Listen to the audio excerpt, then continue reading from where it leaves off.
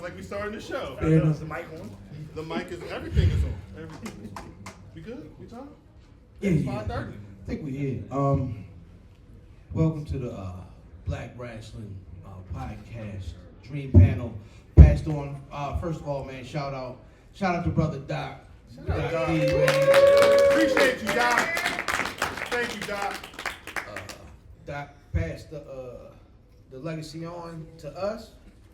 So, you know what I mean, we're going to keep on rocking. This is the Dream Panel. When you see the Dream Panel, it's going to be quality, it's going to be entertaining, and it's going to be black. But if you see Black Rasslin, it's also going to be ignorant. That being said, There we go. there it is. We got to start off with a somber moment. My homegirl got to go. I lost. I'm sorry, my name. How y'all doing? We get that. We going to do it. Yeah, we'll get there. Before we get to wrestling tribes and how you find your tribes, my tribe's got to have a conversation. Every WWE PLE, we preview the show, but we like to give our predictions individually. And we got a title that is up for grabs. Brother Fan, well, this is the thing. Brother Fan's been champ for a minute. Low key, we had some special guests. Shouts out Lick Lawson Ladders.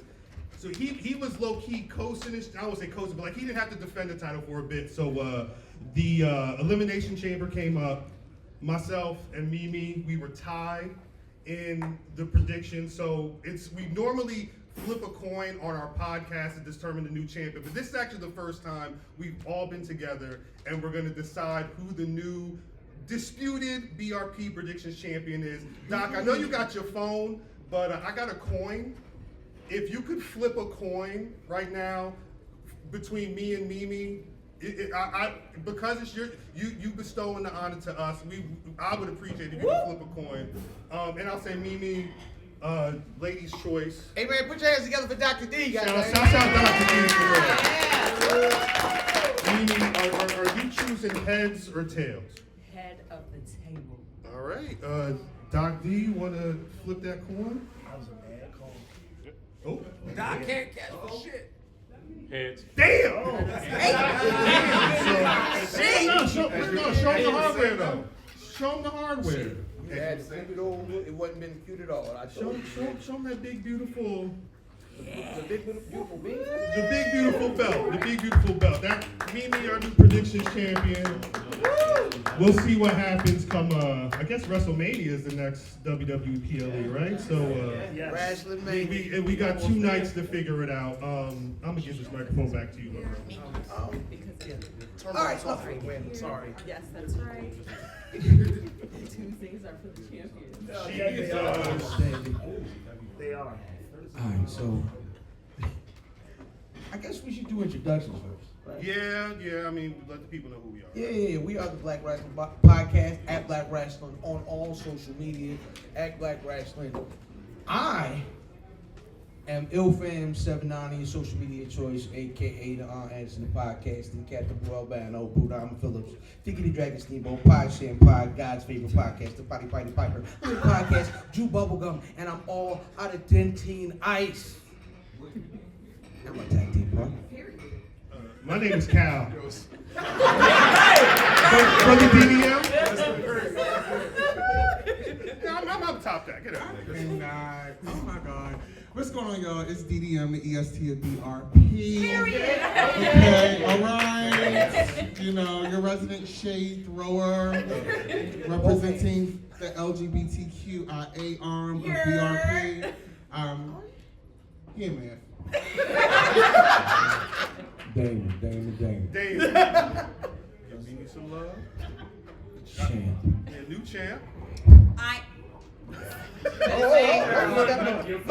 Oh, Shady, yo, look at him. Look at him. Steps on the Shade court. already. Steps on the court. I am your BRP champ. The salt to his pepper. Salt and pepper. Mimi. By the way, I'm Corey. Sneakers are my game. You shut up. This is the relationship. Yeah, Yeah, that's this how it is. goes. No. But this is a great group of people, by the way, you guys. Listen, every week on Thursday, 8:35. Every week on Tuesday at 6:35. Best thing you can think you can listen to, for real. So glad to be here. Shout out Antino. So, Dino snuck in here. And Dino. hey, this coin only got 2 heads. They cheated. Nah, so Yeah, That would be a good thing.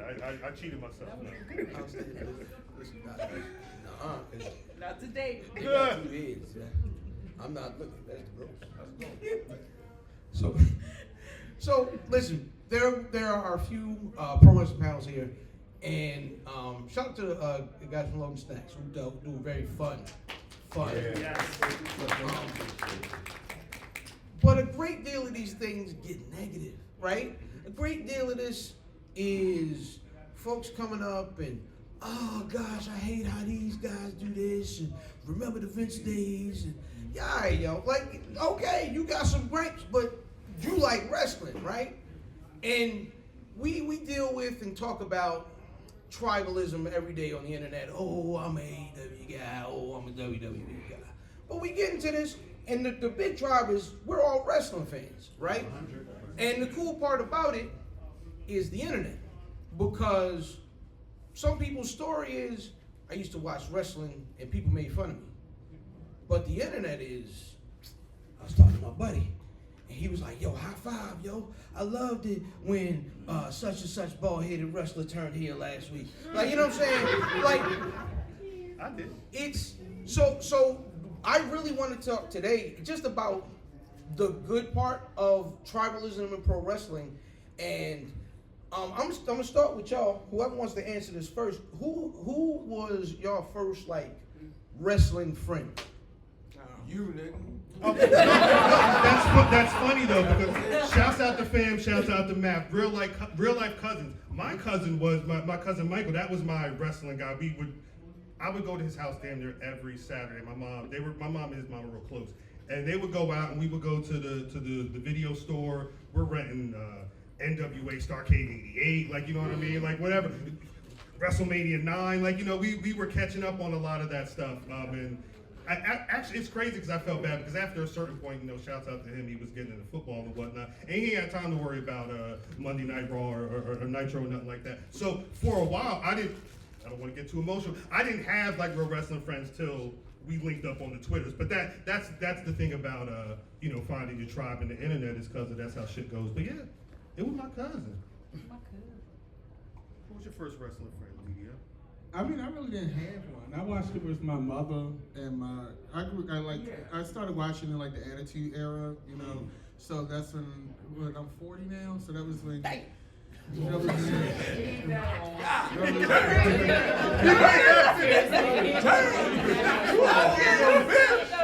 started watching the Attitude. Man, Yeah. Attitude was like 25 years ago. Well, I mean, to me, it is, you know. But no, I started watching when I was in high school. My mom, my stepfather, my brother, we all watched together. And I didn't really have like wrestling friends. It was like watching the soaps for me and my family. Yeah. It is a story. No, shit. I Which is started ironic watching because you it got because- people with other stories. Do you remember when? No, I'm not exactly sure when, but cuz being older than me, you know how the older sibling normally passes this shit down. So once he started doing the moves and shit like that on me, that's when I started. You know what I mean? So you figure out maybe 6. Why don't you tell the 5, story? 6. No, you deserve that shit. This nigga grabbed Todd with power crystals and thought he was Mr. Fuji and threw it right in my face. That is a shoot story. You wildin'. That's why I wear glasses now. I started watching wrestling with my brother-in-law, who's not here. He passed away 2 years ago.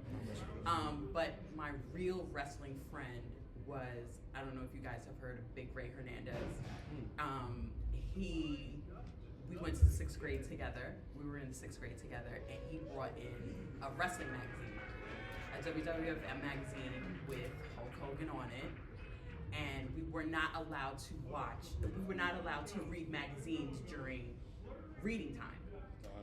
But he always snuck in the magazine, and he snuck 2 magazines in, and we used to open up the textbooks he sat like right next to me, and we opened up the textbooks and we put the magazines in the textbook. Like, I forgot my book today. Good. So Big Ray was my first wrestling friend. Shout out Big Ray. But secondly, in the IWC, Corey was my first real friend. that I fucked with. Slinking pick. Shout out.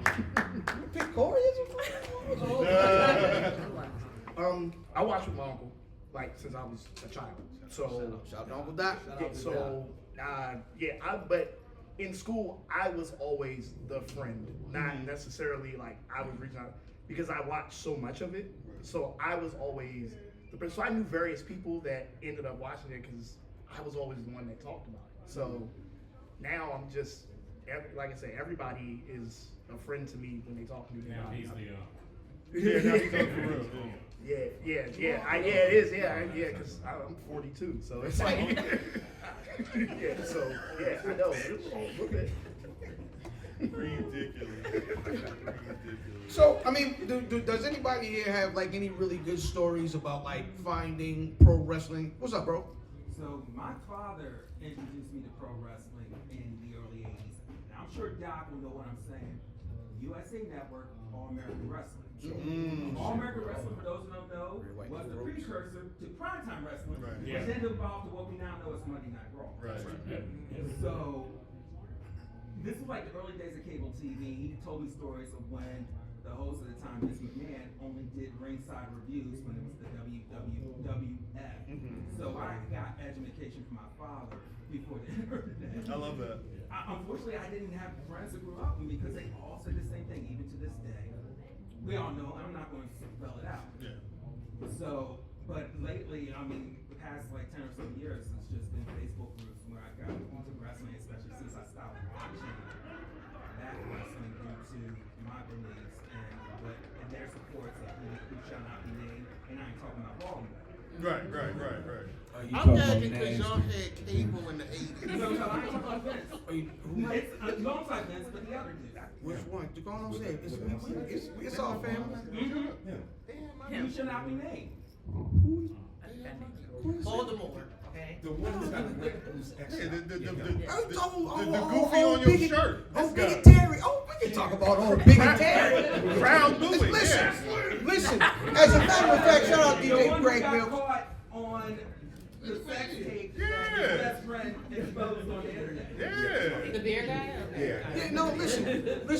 In bringing people together, one of the best things that one of the tightest knit groups are people bonded together by hate. Yeah. So shout out to Hulk Hogan.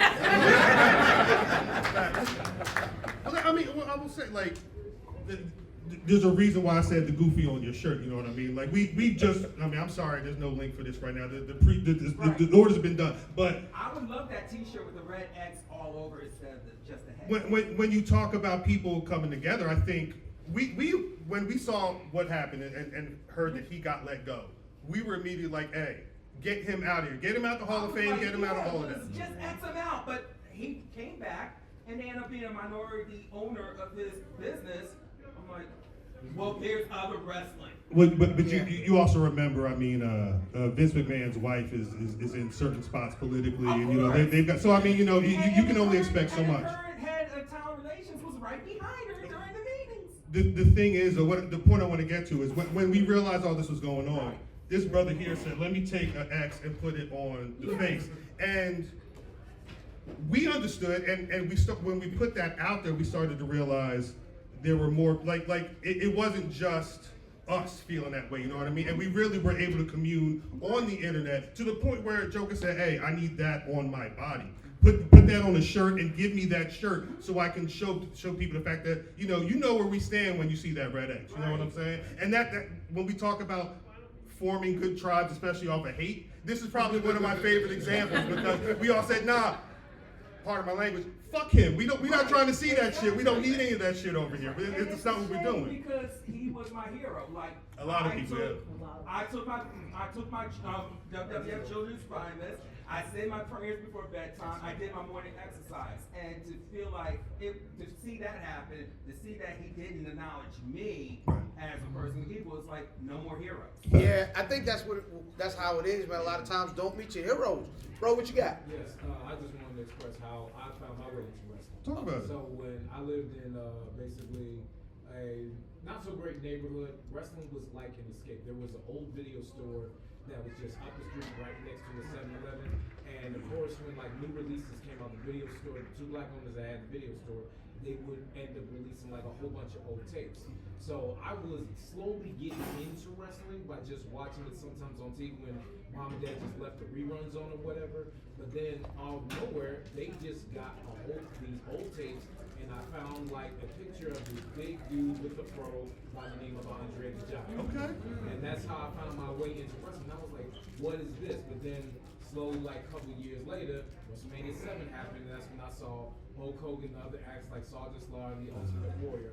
But what got me into heels was this one guy I found on one of them old tapes, and his name was Dr. D. David Schultz. Okay. And I wanted to say that now I'm much more appreciative of the fact that the first match I saw him in was against Hulk Hogan, and he had Hulk Hogan bleeding like a stuffed pig. I love it. And I love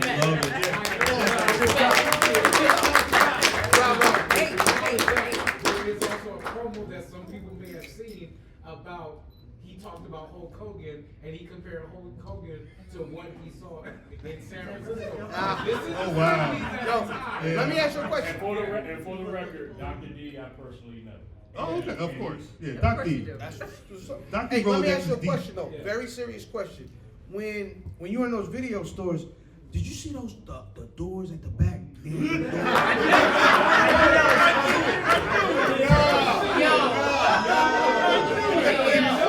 give him the I don't think so. I met David Rest at 5 at the time, so no, I did not go back to those doors of that Video extra. Video extra. Brother Vaughn, then we All go right. go to the E-Mail. Cool. All right, so my introduction to wrestling was, because like I used to watch with my grandma. So, Shout out to Grandma. Absolutely. So we talk about Monday Night Raw and Nitro and all that type of stuff. But one of the first wrestlers that I was introduced to was actually a dude from Canada with pink sunglasses named Bret Hart. Okay. And so it's because I used to play WWF Raw and and stuff like that on Sega and Nintendo. And so him and Shawn Michaels, the Undertaker. And so like some of the my wrestling friends though, I mean like my friends that as far as like some of the guys that I work with in school, we used to play play games and stuff, go to each other's house. And so like we would have have discussions and all that type of stuff. And so like those are my introductions. And so like it's crazy that WrestleMania 7 you got two villains when you look back on it for real. Yeah. Yeah. Yeet.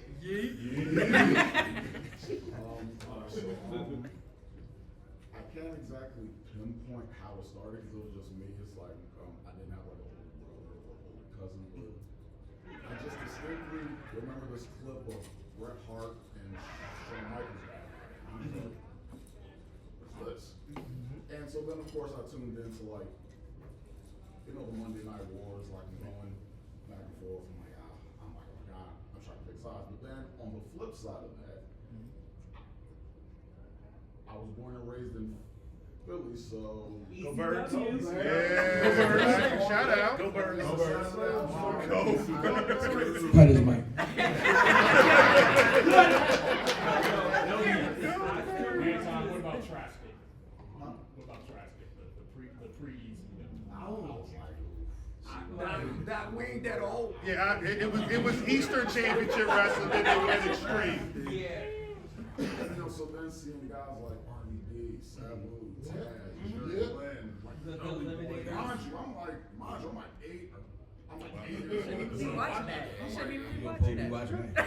And then I see the flip of like RVD like jumping in the crowd. I said, oh shit, I ain't playing fucking. He was like, oh shit. That's what I would say too. I've been a fan ever since. ECW was like a beautiful alternative. Yeah, that's a fact. What's going on, bro? Sir, you failed to mention that you met your wife through wrestling.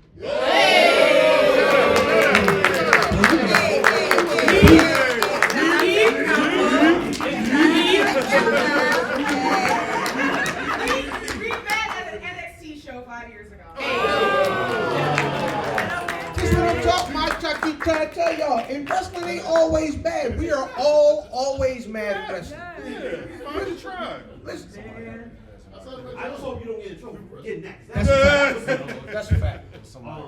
But I gotta contribute back to earlier. A good friend of the family that was on my mom's side got me into wrestling, and then it just turned into this crazy thing for me that I was able to get my mom to now join me on this journey. Now my parents were separated at the time, so funny enough, mom ended up becoming a wrestling fan, dad ended up becoming a wrestling What? fan. And listen, this You won. this is weird thing. Who were their favorites? Dad was probably, I would say Austin, because I kind of got him in. My first time was really WCW, so that time where Scott Hall and Kevin Nash made the transition over to the company. But as I got older and started putting certain pieces together, so fortunate, my mom worked for Ticketmaster. Oh, you had some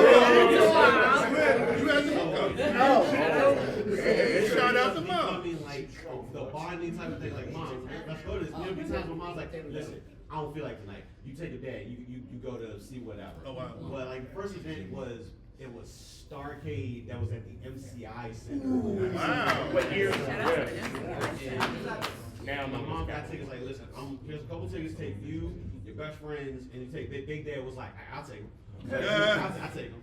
But it led to just great things like my girlfriend. Look at him learn. Look at him learn. Look at him learn. You can see the blush behind the It mask. was definitely like, because I know at the time, I'm sure you're okay with me. Like, I know moms didn't want like her watching wrestling and all that type of stuff, but as we got older, that became one of those bonding things that we had. But wrestling has, for me, the pinpoints of things you put them together, craziness that's involved with it. And we went to WrestleMania together twice, so that was We're gonna go Brother Greg, and we're gonna get Brother Man right here. What's up, Greg? Yo, so we got me into wrestling. I was Nice actually, hat. I appreciate that. Yeah.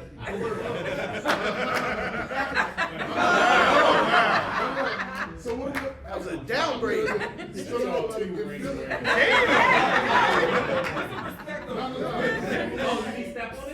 So like, Wow. Wrestling friends. It's all good. It's all good. No one likes us. We don't care.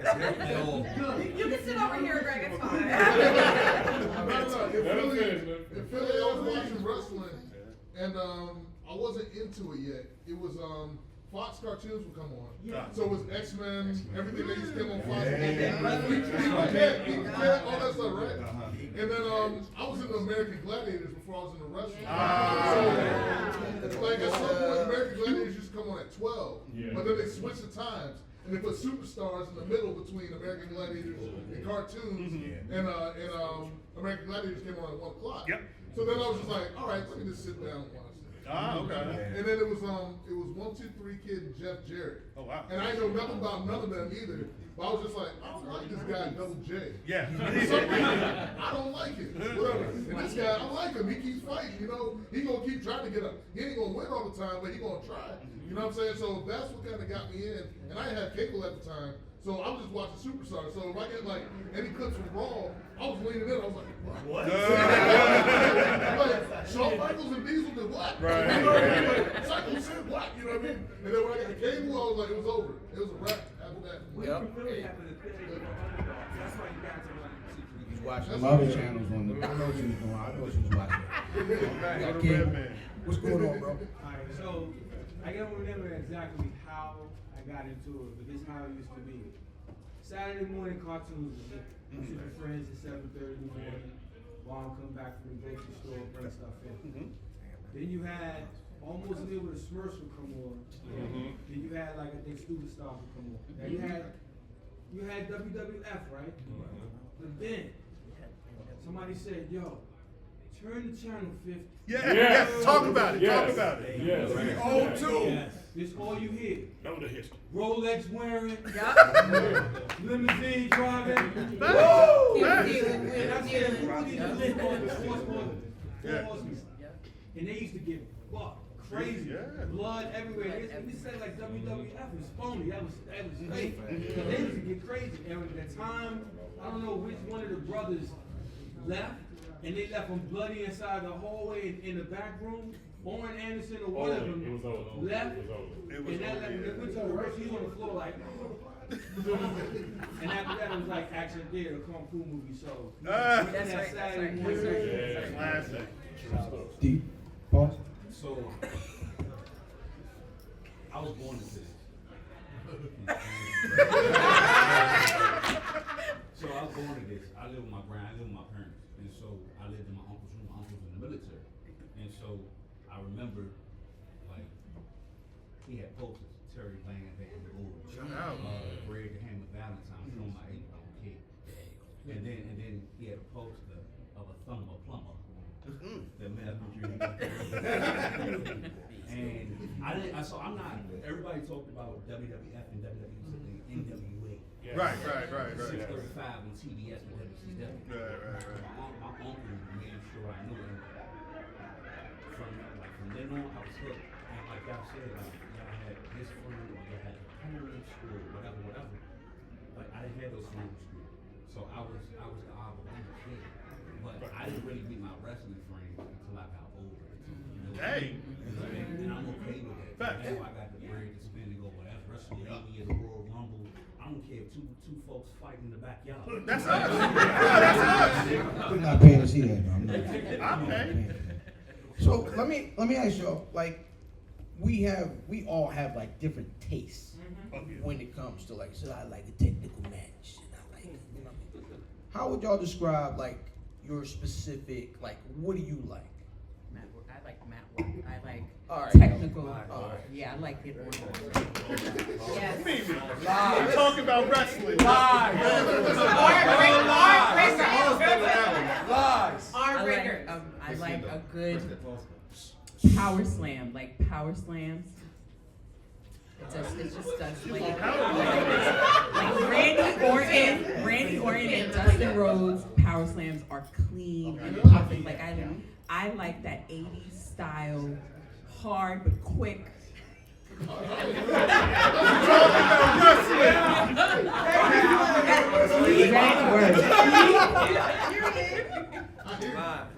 So, I like the technical work and pacing of the match. Everybody knows me, knows Shawn Michaels is my favorite wrestler of all time. So, watching them, and also the cocky wrestler is also my favorite type of wrestler. I am a Shawn Michaels fan, a Kevin Owens fan, a Miz fan, a Seth Rollins fan. Like those guys, those type of guys, I've always like those are the guys I watch all day and don't get CM Punk as well. And Cody Rhodes. Yeah. So, but no, anything that's, the pacing, I really like Penta right now because of what they're allowing him to do in WWE. I really was worried when he came from AEW to WWE, I was kind of like, ugh, like, what are they going to not let him do? But he's pretty much he's working more. And so I really love that type of wrestling. So any type of match like that, I'm in for it. I like cocky wrestlers too.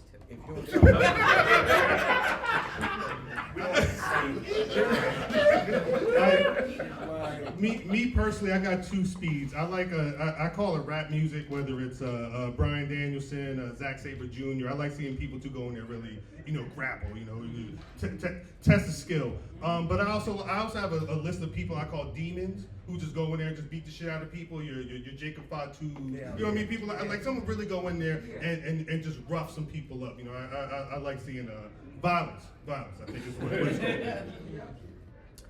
called. Is that a receipt?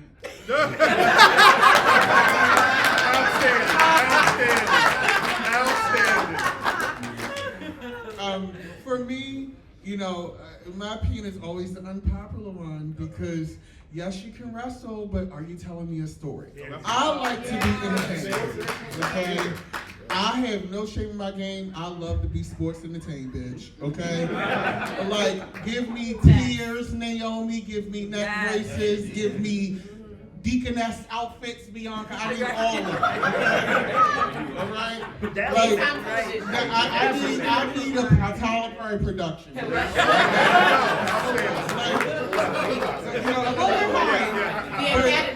As far as like wrestling, right? As far as wrestling styles are concerned, I like people, like, I always ask myself when I'm watching a match, do I believe you? Right. Okay? And I like Gunther. I like people like even Natalia a little bit. I like the way that she wrestles, not the mic work, but I like the way that she wrestles. I was always a big Lita and the Hardy Boys fan. Who else I like? Of course, Bianca. I'm not a big fan of high flyers because a high flyer, and the reason why is because a high flyer a lot of times is dependent on who's going to sell it for them. And if you can't sell a high flyer correctly, it's like, okay, girl, who's that? But I can believe a slap. And I also like a wrestler who tells the story in their actions in the match. I am in the minority, but I love Charlotte Flair. You know why? You know why? Woo!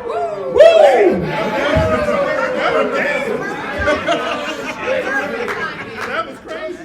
The wrestling guys are like here for me today. But I like a wrestler like a Charlotte Flair because when she does that crying in the middle, when she does that, you're learning, bitch, you're learning. Like shit like that gets to me. I like a fully realized wrestler who can tell a story and is technically sound. I'm a little bit different from everybody else. You like Ahmed I did like Ahmed Johnson.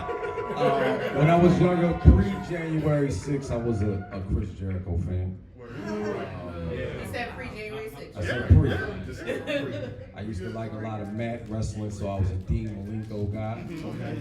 Now, as I got older and started watching, I just root for all the black people. I mean, legit, from the indies to AEW to MLW to Raw to NXT. If it's a black person wrestling, I'm all for it. So all of them. Shout out to Andino. Andino came out. Shout out to Chris Lane. When I seen Andino come out with a fur coat the other day, I said, oh, it's lit. It's lit. I'm rooting for all of that shit. So no matter what if it's like my cousin says, if it's a flippy nigga, pardon me.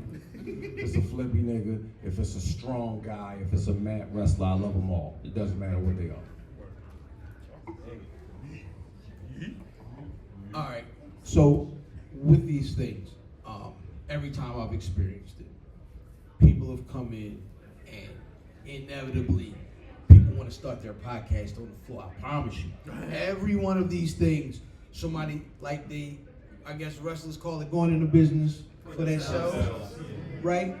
All right, I'm gonna ask y'all to do the thing. Which one of y'all have a hot take that just you think you're the only person that thinks this way and people hate it? I feel like Marcos, you got one. Where them hot takes at? No, you got to start last year with that Hulk Hogan business. I retired from the Hulk Hogan business. My man.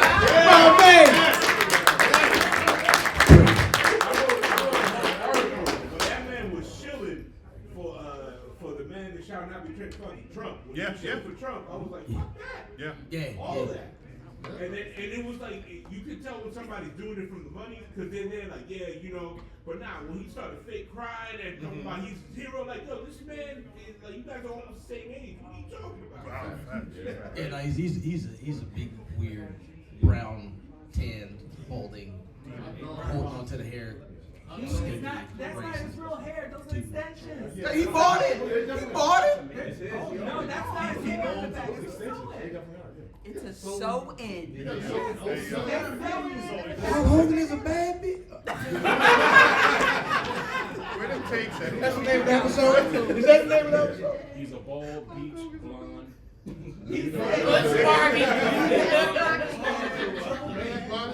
So I have more of a recent hot take, but John Cena passed the torch to Cody Rhodes last Saturday. Yes. Wait, which torch was that? As the top babyface of WWE. Like that's it. Let me, because I said the same thing when Jey Uso beat him at the Rumble. What do you think? What's the difference? I was going to say. I was sorry. Wait, Corey. So tell me why this is more apropos. I'll put it this way, and I was in the building for both. Work. it was totally different with Cody. And I'll say that because Jay's was like, it's now like, okay, and I'm not knocking Jay, I love Jay. But Cody's felt generational to where that is the position where they're going to have him forever. That's the real mantelpiece being passed. Like, because it's the children. Yeah. And I can tell you, literally, like two rows up from me in Toronto, there were kids crying. Like, I saw it. I was like, looking. Here's the crazy part. Before this match, he was granted Make-A-Wishes. Yeah, that day. And not in the morning. Legit granted Make-A-Wishes. He was not eliminated. It's like it's all been on them. And he had the record too. Get purple cubs. Alright, so my hot take is, it's not that hot. I just want Jade and Lash to get together and to be two big black women slapping me. Y'all get that shit.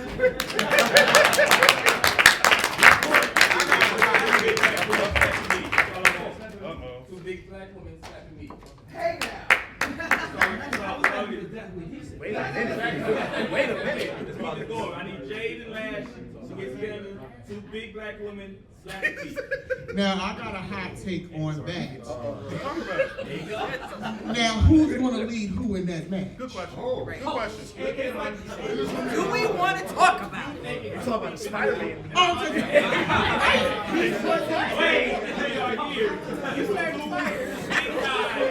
Black women slapping me. Ain't gonna be no match. Okay. I'm gonna be sports entertained, but here's my thing. Since we talking hot takes, okay, and we're gonna go right into the show. Right. Yeah, let's go. Black Rasslin Podcast on YouTube. Yep. Here's the thing about Miss Cargill. Okay. Stop. You know,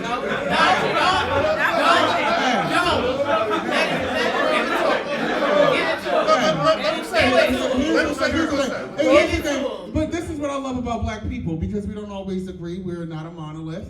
And, you know, at the end of the day, it's still wrestling. We'll leave out of here and have a good time, right? But here's the thing about Jade Cargill that annoys me. Okay. I look at NXT. I'm a huge NXT fan. It's my favorite show in wrestling right now. And I look at girls in NXT who have had less time, who are better at it, who are not getting the push. And here's the thing. We sit and this is the issue I have with the internet wrestling community. And this is the issue I have, because when Bianca was on her really strong push, where she had that Raw belt, longest reigning Raw Women's Champion in the modern era, I get conflicted with specifically the black wrestling internet community, because on one hand we'll say we need to see more black wrestling, and then on the other hand, when we have somebody who is good and at an elite level who's getting a superior push, oh, we get scared now. She's been up there too long. Take her down. Take her down. Take her down. You know, take her down. But then it's trauma. But then, but then we have someone like Jade Cargill, who people say, give her more time. You know, she gotta be prepped. We gotta get in the performance center. She had time at AEW. She said, but here's the thing.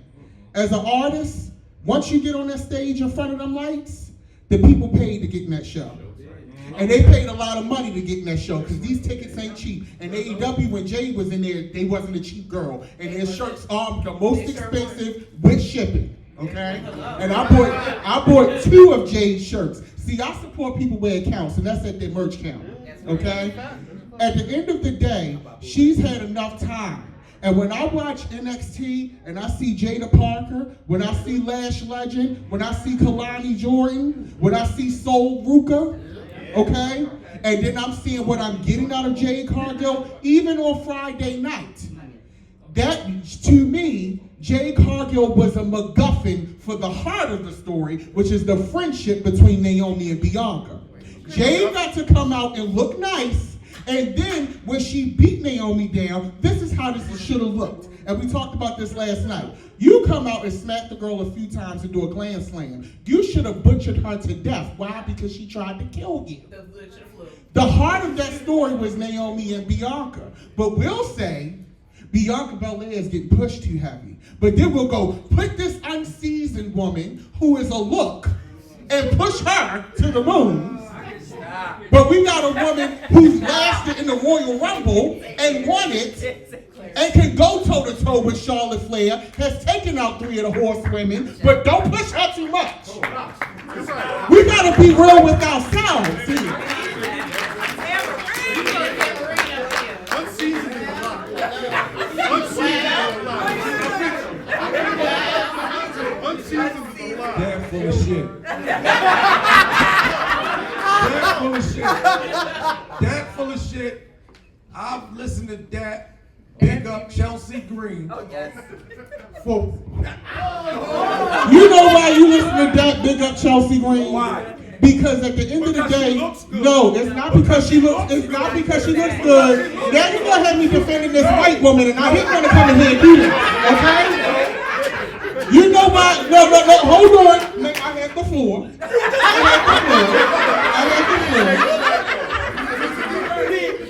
No, I did. So here's the thing. People say, like, he knows I love Chelsea Green. Here's why I love Chelsea Green. Because I love a person who can take very little that is given to them and make it a thing. Okay? She does not get a lot of match time, but she has made the title. Whoa. Getting a little, she's on television. That's enough. Shayna Baszler was on television. You full of shit right now. You full of shit right now. We're going to argue like this in the car. We're going to argue like this in the car. Car ride would be a problem. Did anybody else have any hot takes? D? Paul? That's his name now. You got a whole, like, that whole situation, out of all 3 of them, Naomi, Bianca, and Jade. Naomi been working for a minute. Hot minute. The OG, right? But you also got some NXT wrestlers, the Jade Parkers, the last legends. What if at Mania a stable is formed with Naomi, maybe a Jade Parker, maybe a Kelani Jordan, maybe a Last Legend, maybe a Chicago Warrior, Chicago Parker. Like, Yeah. Well, I think some folks have been thinking Naomi, Lash, and Jakara. So now it would make sense. So, and honestly, some people are thinking Charlotte was going to have Lash and Jakara at one point too. At this point, I think I like the idea of Naomi. My brother. My hot take is that Cody is a heel. Like, I don't care. Homelander. I don't care. Yeah, Homelander, Cody is a heel. How he presents himself, how he just goes out there, all right, you're shaking hands, kissing baby. It's the same thing in how they pushed Cena early on. You're a face on the card and on the paper because you're moving merch. But like your actions. Is that why Corey's right? Because John Cena was always a face and a heel, and now Cody Rhodes is face and heel no matter what he's doing? Good job, Corey. Good job, Corey. No, I understand what you're saying, right? But I guess my question for you is, how long has this been going on? Are you saying this something that's been recent, or his whole run he's been a heel? You can piggyback and nitpick to when he came back versus Seth. You can go all the way back to when he came back and that he's really a heel. Like but it is definitely more present recently, especially in another hot take within the hot take. Okay. Especially since you took away one of our dream WrestleMania matches. I'm sorry, I really need to see Rock and Roll. Oh? What? He didn't take it away. Slade. Slade did that, you know. Yeah. My question is, so if he's a heel, like, it seems like all of his friends have like turned on, like, and to me, for all these situations that since he's come back, you know, it's like, all right, you got screwed out of the championship the first one, all right, finally won it. Now people that have started that helped him get there are all turning on him. Why? It's like, okay, you could argue that he helped Roman. He went back on his word, but he never said, "Oh, I would never help this man again." He did it for altruistic reasons for him. You get what I'm saying? And the thing is, like, so many people have, like, you got Kevin Owens, who else did you have before him? What was his name? You had Drew McIntyre that was talking trash. You had Seth Rollins that's arguably he's a heel. If you're being honest, because like look at his actions. Yeah. You know what I'm saying? Like Cody just got his ass whooped for telling everybody, hey, I'm gonna stick with the fans. You know what I'm saying? Fuck you, Rock. I mean, look at John Cena. This man literally sat there and said, "Oh, I would never turn on y'all, this and the other." Everybody wanted this nigga to be heel for years. He wasn't bald. He wasn't bald till now. Yeah, he just got bald the other day. You get what I'm saying? And I'm just like, all right. If you look at John Cena's run and you look at Cody's run, it's very similar. He had friends, and then they turned on him. He would just sit there and be the same dude. Cody's been the same dude since he's been in AEW. Facts. No, he wasn't really a scumbag till he got that tattoo. That was Ring of Honor. He was a heel getting rid of Bernard the Bear. I'm still mad about it. That was Bernard the Bear sounds crazy. Yeah, when he showed back up to Ring of Honor after being on the circuit, he had that tattoo. That was Ring of Honor. Okay. And- Scumbag then. And Dino? Scumbag then, because he was a heel there. Niggas just don't know what it's like to be the best, bro. Like,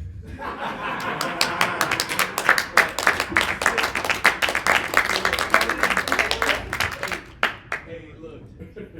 The thing is, bro, like, world champion level wrestling and like starting to show level wrestling is two different fucking things.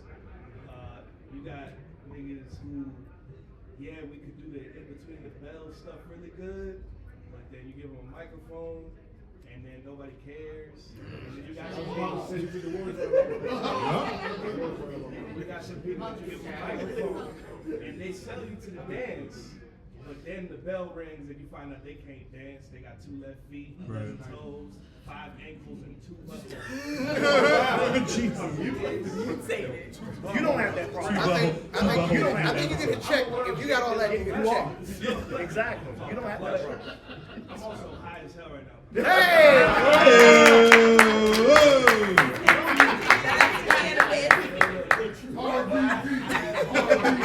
Where the gummy bears, man? I got you. I've had the position of being the top of the match guy, the end of the show guy, the middle of the match guy, the tag team guy, the intergender wrestling guy. You know, I have a good power slam, but you got the situation where there's wrestling fans that they over process things in a way that it's like, I know exactly what the fuck I'm talking about. Right. Is them parabos?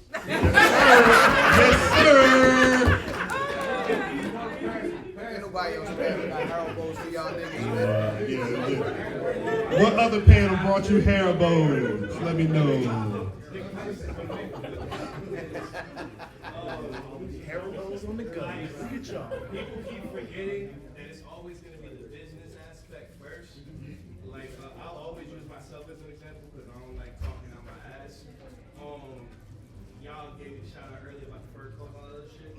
That was because last minute we found out niggas wasn't coming to the show. Right. I had to do something on the spot and I was trusted to do something last minute. And you did. And I earned the trust because they gave me the mic and found out, oh, the nigga can entertain somebody. Right. They said, oh, go out there with someone who could really wrestle and find out if you could really wrestle. Like, respecting, I mean, at the end of the day, y'all pay the tickets, but one opinion is an opinion. That Right. doesn't mean it's a fact. If you think someone's trash, that doesn't mean that that person's trash. If you think someone should be a bad guy, that doesn't mean that the people that they could get fired from writing that decision to turn that nigga heel. That's the fact. Someone will get fired. Right. If that turn doesn't work. Right. If the John Cena shit fell apart, do you know how much money? You feel what I'm saying? Yeah. So if that balding nigga does that turn and don't get It's the 4th one today. That's the 4th one today. That's the 4-shotted bald niggas today. I'm gonna keep my hat on. Here's the thing, right? The nigga that made me a wrestling fan is bald. That's my dad. So like, I don't hate bald niggas. Bald niggas the reason why I'm here. Facts. I'm probably gonna be bald. I'm gonna be ready y'all I hope for not. 4 more years. I hope not. Top of the mountain. But look, We gonna pray. just enjoy the shit, bro. Like my hot take is it won't kill you. Just enjoy the shit. Facts. Big facts. But yeah, buy tickets April 27th. We're gonna be at Chevrolet. We there. April Reigns, Fight Club. We there. Huh? We there. Oh yeah, you know I'm gonna win the world title. Let's go. Technically, I already am the world champion. That's a fact. Let's go. Go. Don't applaud. The nigga might not make this show too. Oh shit. God dang, shout out Suge. That nigga name is Sugar. Don't call him Sugar. Alright, that is Mike. That was his Chikara name. They named him Sugar. He accepted that shit, and y'all niggas should have been booing. That's a fact. Shout out to Gino. We gonna give away some stuff. No, I'm at AWA for the Sweet 16. Oh yeah, I'm gonna win the Sweet 16. Hey! I'm gonna do that too. I'm gonna win that too. In the tournament. If y'all in Silver Spring, go to Flying V. If y'all up the state, we at Bel Air at EWA. I'm gonna win the Sweet 16 and shit. We there. We there. Yo, I know we gonna give away some stuff, but y'all got to move. Yeah. Y'all gonna have to move. I'm sorry, bro. He said, I can't do it. I ain't got it. He gonna move. I have bouncing power like none other. Let's go. Hey, he might not be lying. She clapping real hard.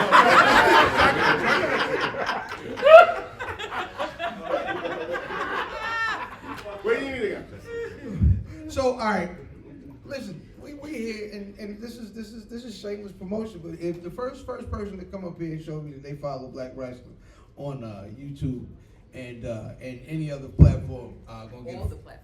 but just not this first one. This the first one. Does the This is gonna take. Patreon count, not the one, but the two? I don't know whoever first person up here and come up and show us proof of following, get a prize. Everybody gonna sit down? So y'all get up. Y'all gotta somebody get up and walk. He got up. Because all right. He did say he was listening. My man, that's the follow with it. That's where the YouTube at. Let me see YouTube. I'm following YouTube. You don't follow the YouTube? I listen to podcasts. You want the Spotify? Yeah. No, get him right. Get purple something. Damn, really? He got hooked. We got the Debo. This the Zeus no hold barred summer. I like Debo better. Debo Samuel? No, we don't want You don't want the Give him the other one. Yeah, give him that one. That's Bobby Lashley and Biggie when Biggie took the title. Shouts out Purple. Shouts out Purple. He didn't want the Zeus. You don't want the Zeus? Who the fuck like Zeus? Well, we had to. I might take one. Well, somebody bring me a YouTube subscription right now, and I'll show y'all the goddamn. Somebody and for the Zeus. Nobody wants Zeus. Nobody wants Zeus. You saw when he did the Hogan in the movie? Just based on that. You got Z Gangster? There you go. There you You go. subscribe. Go on, get it. Get that suit. Get you the suit. He got that Miami jacket on, baby. Shout out to Michael Irvin. And whatever is in his nose.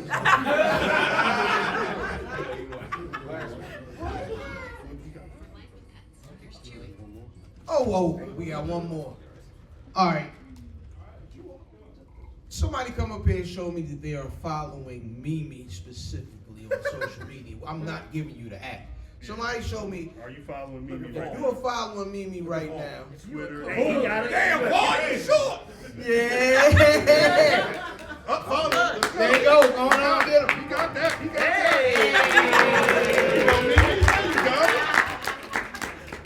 The people is out here. That's With all my Cody hate. Huh?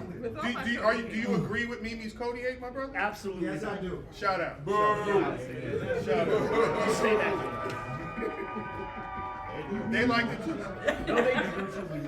Mimi, why you hate? Because he's not good. No, talk about Let me ask you a question. I'm gonna give you the microphone to talk at you.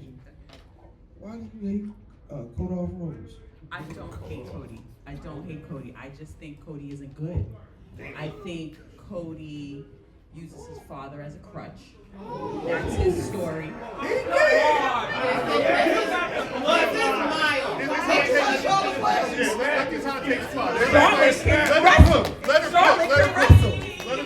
Do y'all see what I deal with on Tuesdays at 6:35 now? Cody's reign right now is based upon who can help him. We have not been interested in anything that Cody Rhodes has done except for who he's wrestling. Nobody cared. Everybody talked about, who did they talk about? Black Titty KO. Black Titty Cody. Once Romy came into the picture, that's who they were talking about. He ripped his whole titty.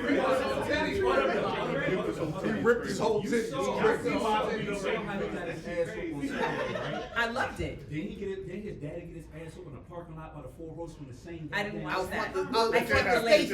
I can't relate. I want to think. You can't say anything. I can't relate. But you telling me that means that you telling me that means that they're repeating something to help his reign, which sucks. It absolutely sucks. Nobody talks about Cody Rhodes unless he's with somebody prominent. Period. They talking about all his opponents because they with Cody Rhodes. For the same reason, do you hate the island of nepotism? I love the the bloodline. nepotism before the NBA. I love the bloodline because you know what they did? They created a story for almost 4 years, and we were tapped in for 4 years. It doesn't matter, and that's why he's the better person. He's the better champion. Hold on. My man with the hat. Hold on. You do realize there's like 7, 8 more of those motherfuckers coming through. Right, talented. I'm cool with Hickory, but have you seen Hickory wrestle? I don't know about talent. Well, I don't know. My man. Oh. I kind of feel Cody as a baby face is a little bit fraudulent and phony. Only because I don't like the fact, especially during the Netflix premiere, here comes Dwayne dapping up Cody, giving him a shot at Terramana and all this stuff, and I'm like, this is the guy who talks shit about you. We're seeing that story now. It ties in now. Shook hands with them, so now I feel the whole face thing with Cody is practically like it's fake now. It was It's free fake. labor. I'll tell you this. I'll tell you this. When they beat his ass on Saturday and nobody came to the ring to help him, I literally felt bad for him. But they build his whole thing off of sympathy. No, they didn't get me. They got you. No. You felt bad for Cody? You just said you felt bad. I felt bad for a second. I was like, why is I tweeted, why is he's a champion and nobody is helping him? But I think people thought that I was doing it out of hate. I literally felt bad for him. Like nobody came in that ring except why not? His face was I feel like that's part of the story. They built his reign off of sympathy. No. The story that they've been telling Cody is that to be successful and so the story they've been telling with Cody is the real story. The truth is you cannot be successful and have a bunch of friends. That's the story that they're telling him, right? So they're telling him that like you can't be the guy that the man of the people and have all these buddies backstage with all these guys that want the thing that you have. You can't. All them niggas want that. You know what I'm saying? I told him that. Hey. But yeah, and that's right. That's what we got from Punk. It's like you hear that you either make money or friends, baby. They usually don't exist And all in the his same friends place. they line him up with people that are prominent. Well, he's in the main event. So. Plus, Randy already used his run on Saturday, so he couldn't come out. Nah, look, man. Don't remember who, right? Randy gonna argue who his ass too. Talk about it. He's been telling y'all for years what he believes in. Triple H puts this shit together, bro. He been telling y'all for a long time. He's willing to push and pull down any motherfucker to get where he needs to be to. You think now that he's the one with the pencil, he not putting it together like, yup, every single person who's the man loses everybody. Okay. Like The voice for real. That's the narrative that's been a thing since while he was training and had all of his hair and his nose was a regular size. They've been telling that story for the longest time. Like, it gets lonely at the top. That's the story. Dino, do the voice again. When you got an old school minded guy writing this shit, you're gonna get these tropes. Like, it's just a trope at this point. Dusty had friends because he was never at the top long enough. He was a 2-time world championship short. You think if Dusty had that shit for 400 plus days, maybe he would have any more friends? Anybody, bro, Roman, when he was the man, he lost his whole family. And he still ain't got back right. Still ain't made back right with his family. They kind of back, and he not the man, conveniently. Yeah. But we still talking and he's still trending. Nah, that's how that works when you preach.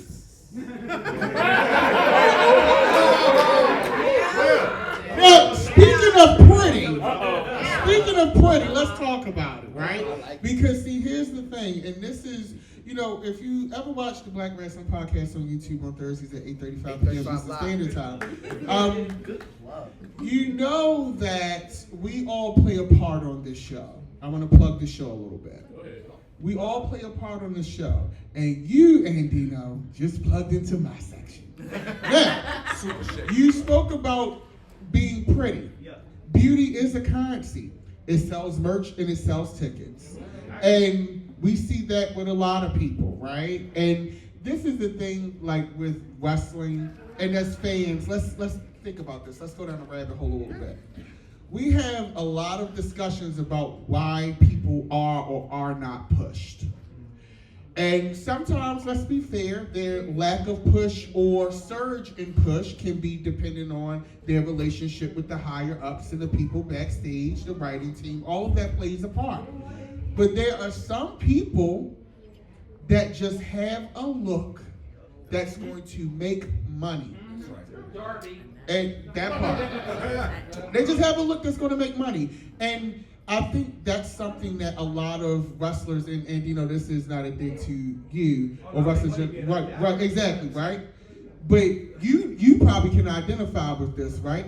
A lot of wrestlers, what I've noticed in my short time, so just to give you full scope, I watched in the Attitude Era. I disappeared for 15 years. I didn't come back until November 2020 because I was locked in the house. So I'm an artist by trade. I was a photographer's assistant by trade. So I studied the beauty business.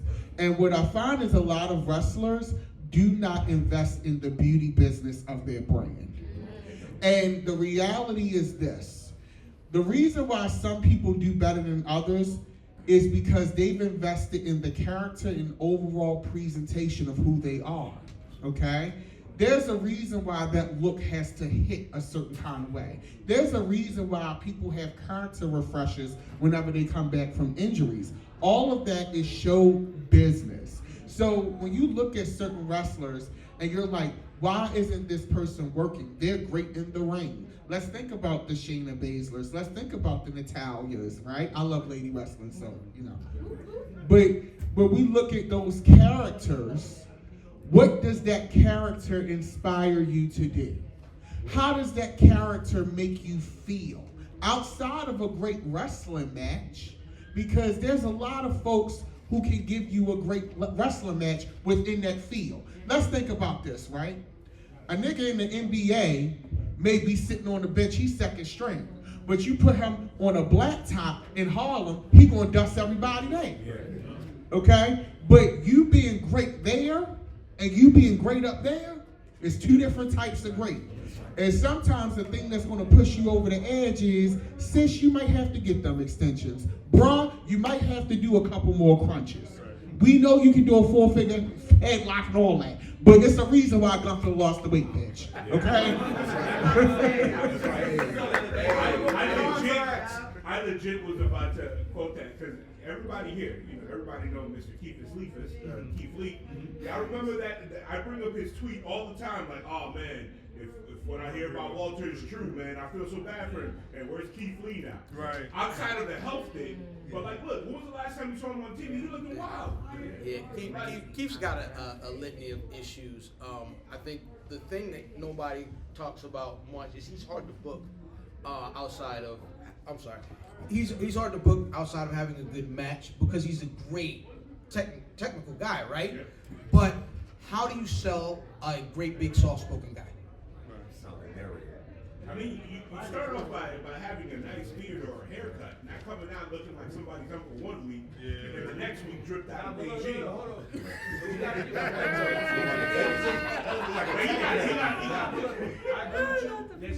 It's a thing about aesthetic as a whole. Like, being pretty sells you, being ugly can sell you. Yes. And that works both ways. This is a fact. He'll tell you, I started on doing this dumb shit, I was in a mask. Nobody gave a fuck. So, dude named CEO before Mercedes Monet, he saw what I actually looked like, and he was like, you actually could do so much more if you took the mask off. I wasted 2 more years thinking he was wrong. Then I took the shit off, and all of a sudden they wanted to put me as a bad guy. Right. And somebody told me the truth. You big, mean, and ugly enough that I believe you as an ass kicker. And then I felt the way about my braids and how my hair looked and everything like that. But it was like, no, it's kind of an aesthetic going. And now all of a sudden, me standing over people, being actually one of the people that is I'm over 6 foot, and it's not like written down. Like I actually stand over 6 feet. Everybody else 5'7" and below. But like.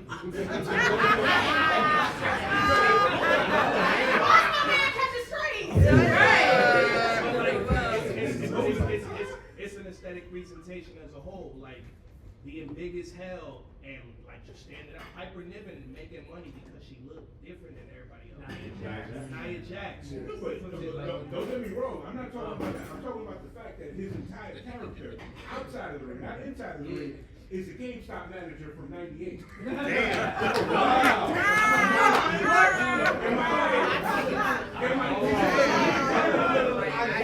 From the weird stuff that he wears.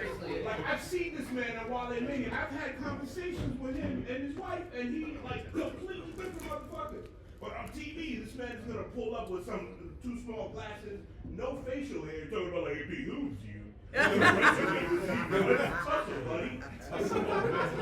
We sound like a dude that is black but didn't grow up with black people. Don't introduce that because then I got a whole different hot take and I don't want to get into that. No, I need to hear it now. No.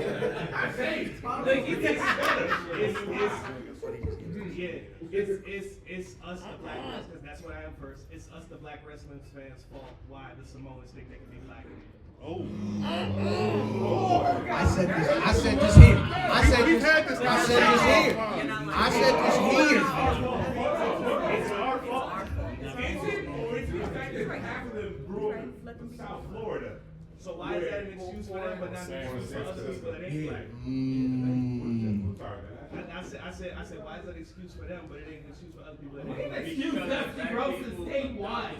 Y'all let Booker T say that he was our first black wrestler. Hello. That happened. He was on camera. He said that no one got mad. I stopped listening to Booker T.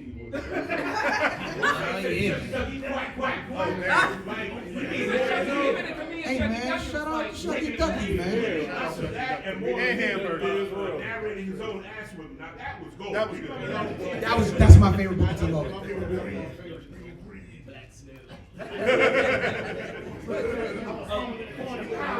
But to your point, you have 2 very interesting points here. To what you said, he sounds like a black person who didn't grow up around black people. Then you spoke to the rising Samoan wrestlers and believing that they can be black people, the whole culture, right? But I think it speaks to the very thing that we used to get on Vince McMahon about, right? Why can a tall, big black man sound intelligent and be like Keith Lee and exist and be successful? Why Obafemi, I'm going to take Obafemi as an example. Obafemi, he gives cartoon voice, But it works for the character because when you listen to Obafemi talk the way that he does, we need to rethink, we need to reframe our mind about how black people are represented because we've complained about it for so long. Now, we've come a long way from the junkyard dog looking like a slave coming to the ring in chains. But when we think about black people in wrestling now, and this is something that, you know, Fam speaks to your point, and then I counter him usually with this point. We're at BlerDCon with black people dressed as otherworldly things. We do this for a weekend, and then we go back to being the stereotypes that we hate. We want to watch a product that is not real, okay? And then expect for people to, in a product that is a fantasy, be a stereotype of a reality that behind closed doors we don't even like. Jesus. I'm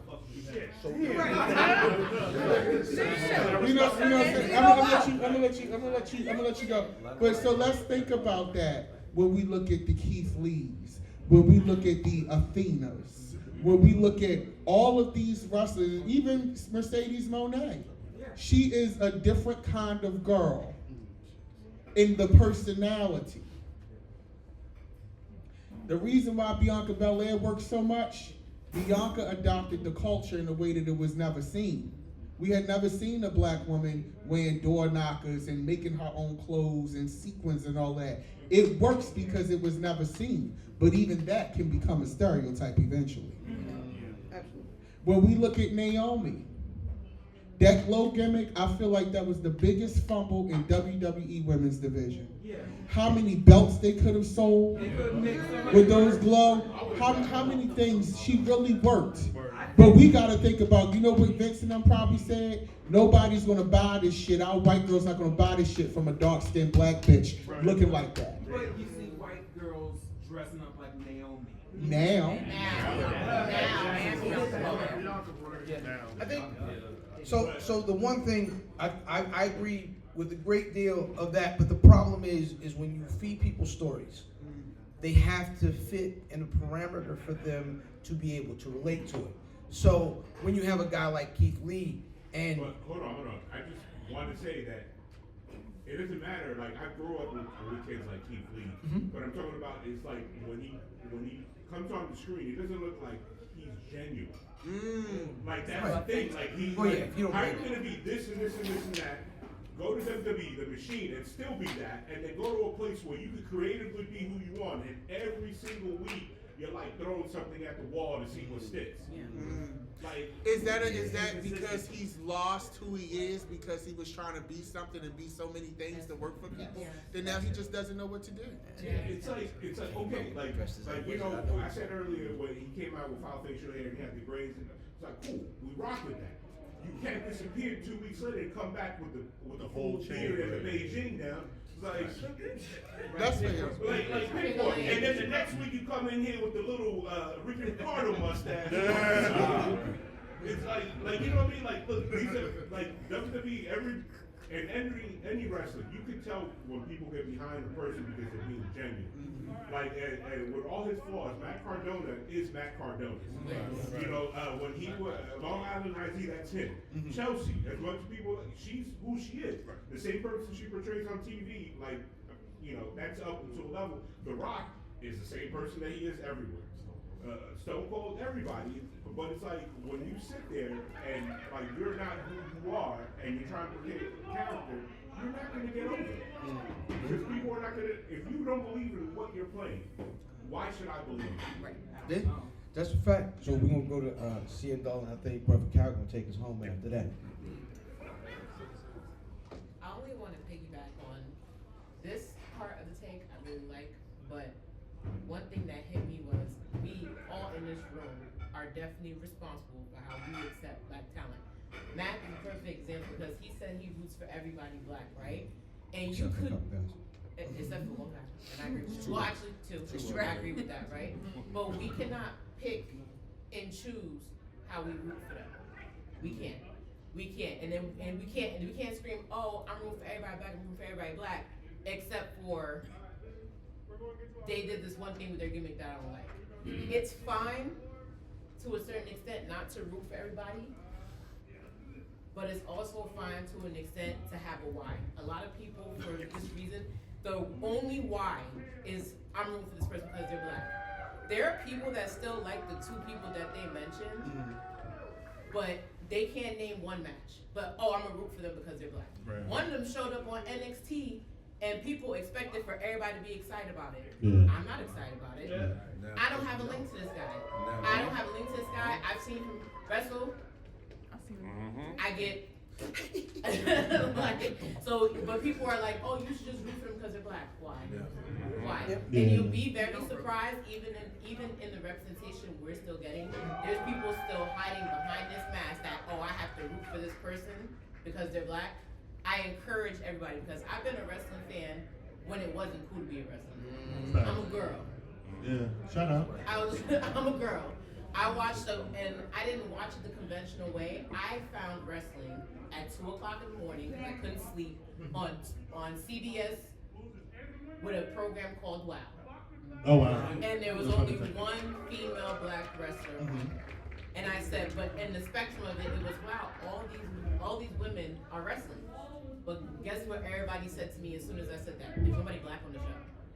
I encourage everybody with all these opinions to just find their own lane. That's right. I love that. Find your lane, find your tribe, find them black folks to root for.